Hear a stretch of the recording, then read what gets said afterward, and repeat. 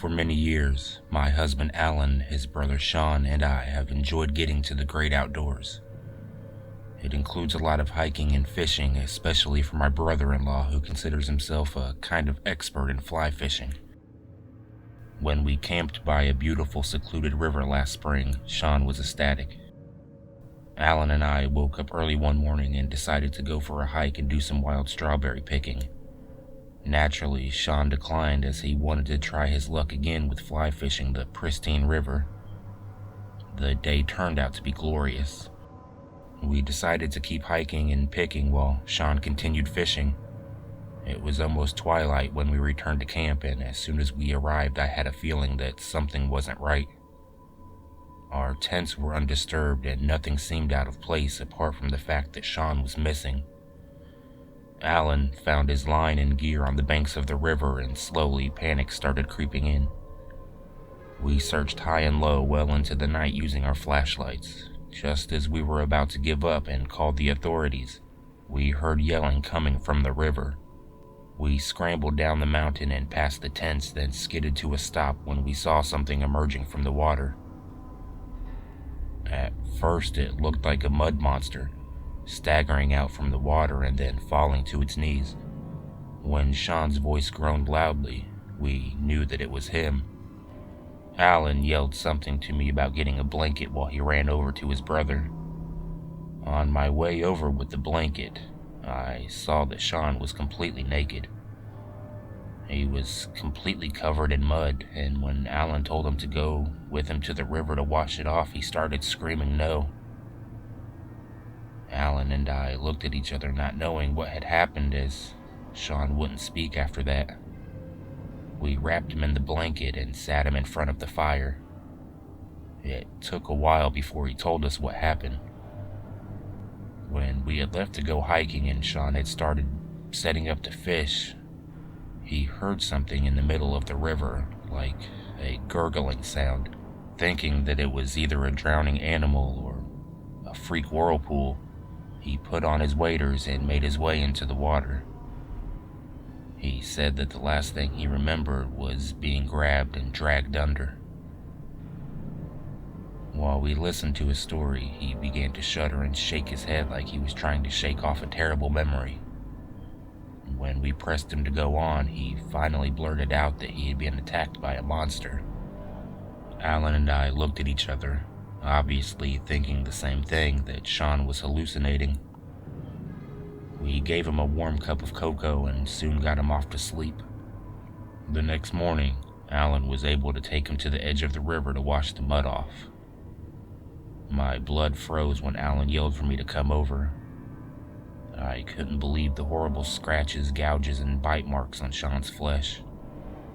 He looked like he was covered in bizarre markings. There were strange, circular rashes on his torso, which he explained while sobbing that they were left by the creature's tentacles. There were strange scratches up and down his legs, like he'd been whipped by a cat of nine tails, and had many deep cuts. The freakiest wounds were the bite marks, which looked more like he'd been bitten by large bird beaks. As we cleaned him up and administered first aid, we heard a strange gurgling, bubbling sound coming from the river. Sean started screaming and racing up the mountain before he even got dressed. Alan jumped up and started packing our gear without even checking out the creepy sound. He said we're not waiting to find out, and it wasn't long before we raced after Sean, back to safety. All three of us still don't have the guts to go back and figure out what happened that day or what creature lives in that river.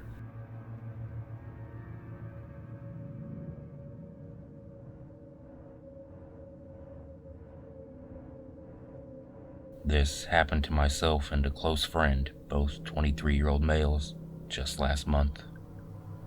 We decided to go on a 2-night backpacking and camping trip in the mountains near New York. We were both very comfortable with nature and spent a lot of time camping, hunting, and fishing. We hiked about 5 miles into a lake and set up camp on a small beach. This was not a heavily trafficked area, and we did not expect to run into anybody. Our first night there, as we were sitting around the fire, we saw a flashlight moving on the other side of the lake around 10:30. This was pretty unusual, but we did not think too much of it. As time went on, the flashlight kept moving around the lake, getting closer and closer to our campsite. We kept discussing who could have possibly been wandering around the woods in the middle of the night, and we did not particularly want an unwelcome guest. Once it was clear that the person or people were headed for our campsite, we moved off into the woods nearby to see who would wander up. I took a small axe with me, and my friend had a .22 rifle. Now, we weren't expecting any trouble, and we certainly didn't want to make any, but we figured we might as well cover our bases just in case. The moment of truth. The flashlight comes near the light of our fire, and it's one man. He has a big beard and is probably in his mid-40s. The scary part was he was carrying what turned out to be a pump-action shotgun. He walked around our campsite a few times, then proceeded to enter our tents. After rummaging around for a minute or so, he came out and started yelling, "I know you're out there. Why don't you come and say hello?" My friend and I remained motionless under a hemlock tree about 50 yards away. That's when the man proceeded to fire his shotgun into the woods, not too far from where we were. He swung his flashlight around several times. After what felt like hours, he grabbed my friend's backpack and a few articles of clothing we had drying off near the fire and threw them all in to burn. My friend, who had the rifle aimed at the man, asked me if he should shoot. I told him absolutely not, unless he spots us and starts to point the gun in our direction. Thankfully, the man moved off from where he had come after a little while. We waited until his flashlight was on the other side of the lake, ran out, grabbed everything we could fit in my pack, and took off. It was now around 2 or 3 a.m. We ran out of the trail with flashlights and made it back to my car as the sun was coming up. We immediately went to the police department and reported it. We also spoke with some of the forest rangers, but that was it. I haven't heard anything back from the police. It wasn't very mysterious, but it creeped the hell out of both of us.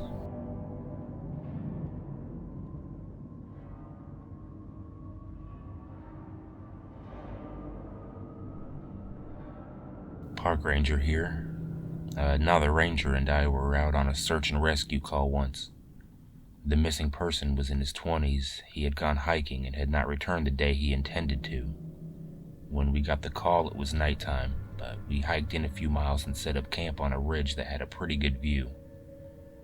He had gone into the woods prepared, so we decided to wait until daylight before beginning the search. Around 2 a.m., I get up and am using the bathroom when I see a moving light at the base of the cliffs across the valley a few miles away. It looked like a flashlight beam. I tell the other ranger, and we make the decision to keep waiting for daylight.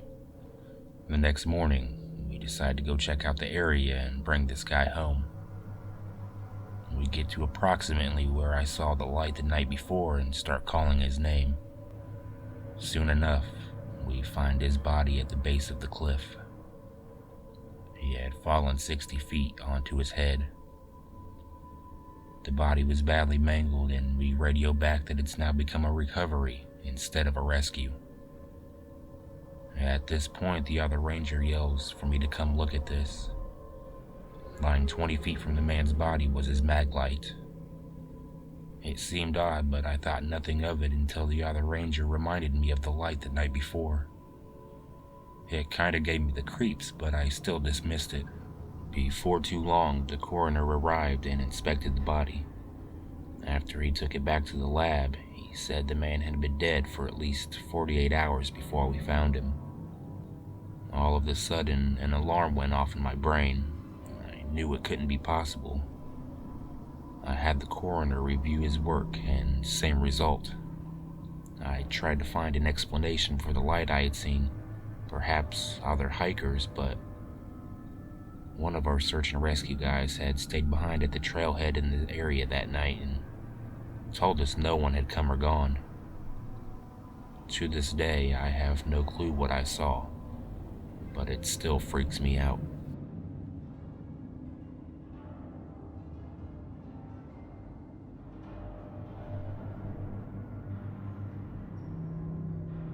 This happened to my grandfather and I in El Salvador when I was 8 years old on a Saturday night. We were coming back from visiting relatives who lived up the mountain from us, about an hour and a half to 2 hour hike. During the day, it's a beautiful hiking place, but at night it is quite scary. We ended up leaving my uncle's place around 8 p.m. We weren't worried since we had done this hike hundreds of times at all times of the day, but never after 10 p.m. According to locals, it's not safe to be out there after 10 because of weird things they say they've seen and heard. Thankfully, we were prepared for nightfall. We both had our own flashlight, and Grandpa had a huge light that was as bright as the headlight on a car. Our backpack had bottles of water and some snacks. Halfway into our walk back home, I was starting to get kind of creeped out.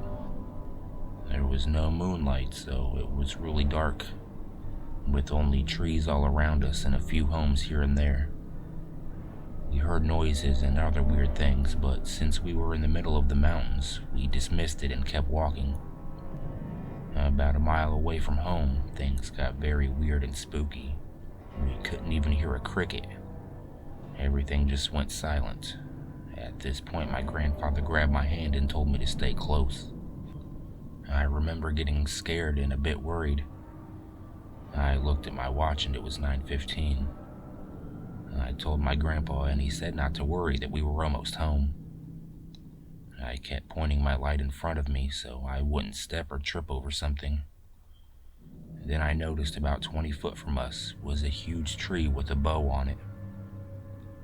I thought it was pretty strange, and so did my grandpa, replying with well, that's interesting, a bow on a tree. Then, to our surprise, a woman wearing a gray dress was standing on the other side of the tree, with her back to us. I asked my grandpa why would she be out at this time of night by herself. He said maybe she's lost or hurt, and we needed to hurry up and see if she needed help. We were about 10 feet away when she started walking. Grandpa started yelling to her, asking if she was okay, if she was lost, but no answer. He yelled again, asking if she needed help, and again there was no answer. She just kept walking. After you pass the tree with the bow on it, about 5 or 10 feet you go down a hill into an open space with only a few trees here or there and some flowers everywhere. We followed her down into that area. My grandpa turned to me and told me we needed to hurry to make sure she's okay. We had only turned away for a second or two, and when we turned back she had disappeared. We looked everywhere and no luck in finding her, and there was no way she could have ran that fast. This trail is pretty long, and since there were very few trees scattered around this part, there's nowhere to hide even if you wanted to. Since Grandpa had that big flashlight, we had a good view of the landscape all around us, but we saw nothing. We kept walking, still hoping to find her, but we never did. Once we reached the town, I looked at my watch and it was 10:15. I told Grandpa how happy I was that we had made it just in time out of the mountains, but I was still worried what had happened to that lady. The next day, my grandpa told a neighbor of our incident with the strange woman, and he interrupted my grandfather and said, "Are you talking about the big tree right before you go down the hill?" My grandpa said yes and asked why. Our neighbor called his wife Susan over and began to tell us about a murder that happened in that area. On the Thursday of that previous week, a lady was walking home around 8 or so, and she came across a man who tried to rob her. She fought back and he stabbed her 4 times and she bled to death. She was found in the bottom of the hill the next morning, and the killer was caught the next day, drunk, with blood on his shirt and hands and a knife in his pocket. At first people thought he was injured, but when they heard of the murder they turned him in and he ended up confessing. My grandfather turned white, and I didn't know what to say at all, but I felt bad for her. My neighbor's wife, Susan, said that we were not the only ones that have seen her. A few locals have seen her walk from the trees to the bottom of the hills where her spirit is always said to walk back and forth. That bow on the tree was put there on her behalf.